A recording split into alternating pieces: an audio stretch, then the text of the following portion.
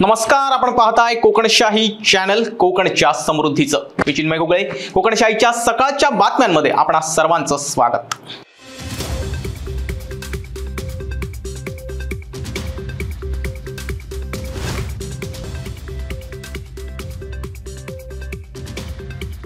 सिंधुदुर्ग जिल्ह्यात कालपासूनच पावसानं दमदार बॅटिंग केली आहे. अनेक ठिकाणी नद्यांना पूर येऊन तेथील जनजीवन विस्कळीत झालंय. अनेक नद्यांनी धोक्याची पातळी ओलांडली असून पुढील 3 दिवस सिंधुदुर्ग जिल्ह्याला येलो अलर्ट जाहीर करण्यात आलाय.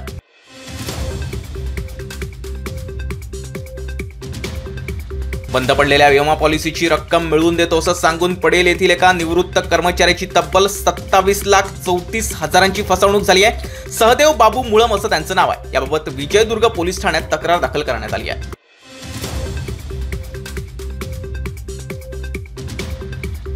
गोवा बनावटीची दारू बाळगल्याप्रकरणी माडखोल येथील एकाला ताब्यात घेण्यात आले. त्याच्याकडून तब्बल 18,000 रुपयांचा मुद्देमाल जप्त करण्यात आलाय. ही कारवाई सिंधुदुर्ग जिल्हा स्थानिक गुन्हा अन्वेषणच्या पथकाकडून करण्यात आली आहे.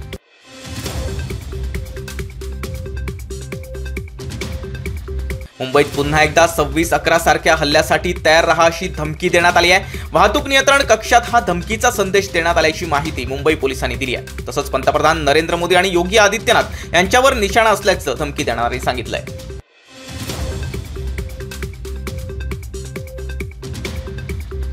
सतत पाऊस पडत असल्यानं वर्षा पर्यटनासाठी प्रसिद्ध असलेला मांगेली धबधबा पूर्ण क्षमतेनं वाहू लागलाय. महाराष्ट्रासह गोवा आणि कर्नाटक राज्यातून या ठिकाणी पर्यटक येत असतात. रिमझिम पाऊस, दाट धुकं आणि विस्तीर्ण पसरलेलं तिलारी धरण यामुळे मोठ्या संख्येनं पर्यटक या ठिकाणी आकर्षित होतात.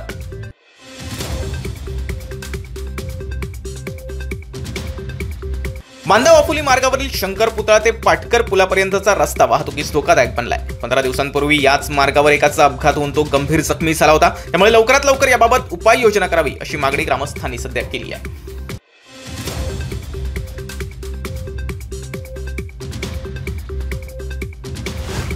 आणि याबरोबरच कोकणशाहीच्या सकाळच्या बातम्यांमध्ये इथेच थांबतोय.